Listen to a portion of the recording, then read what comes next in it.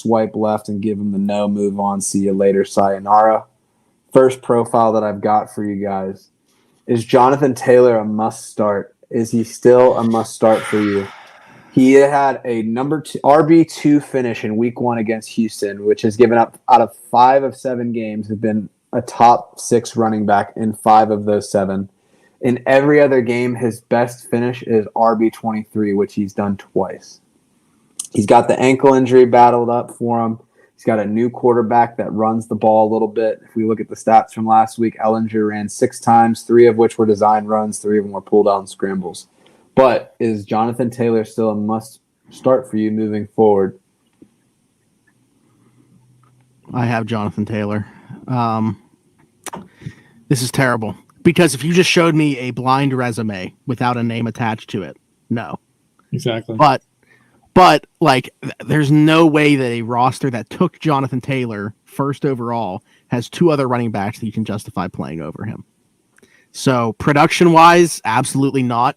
Maybe there's some hope there that changes. I mean, because the offensive line is not as bad as they've played.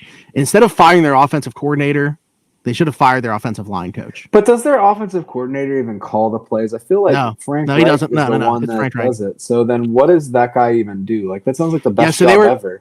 I don't want to necessarily continue to mention Pat McAfee, even though I love Pat McAfee. I don't want to just like bite their information and resurface it on here.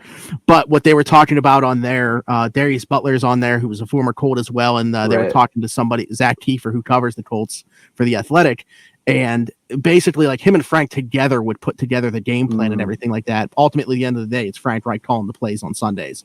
So there was also some conversations, and this is like completely galaxy brain on their part, where Frank Reich knew that he was going to be fired after the season. Yeah. And he's letting this offensive coordinator get a head start and looking for a new job as opposed to being canned at the end of the year.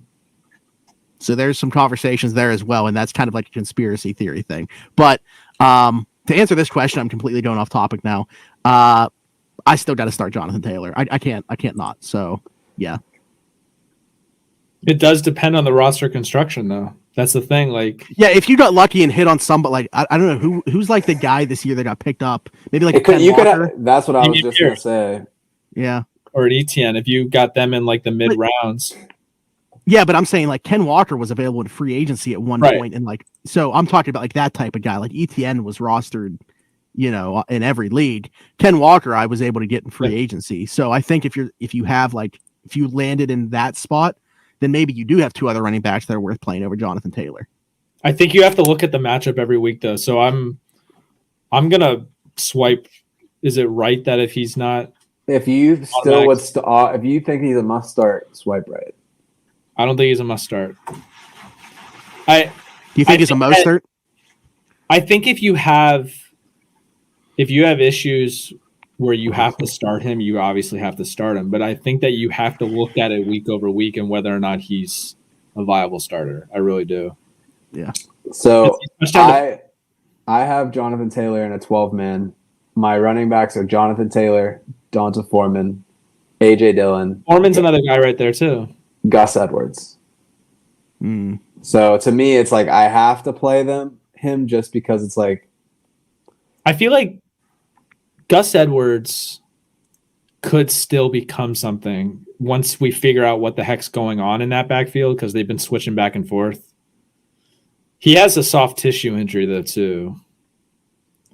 But the problem is he plays on Monday night, so it's like you don't know until it's too late. And if he doesn't, I don't really have a backup for it. So it's like I'm just saying week over week. So like sure, yeah. This is season long question.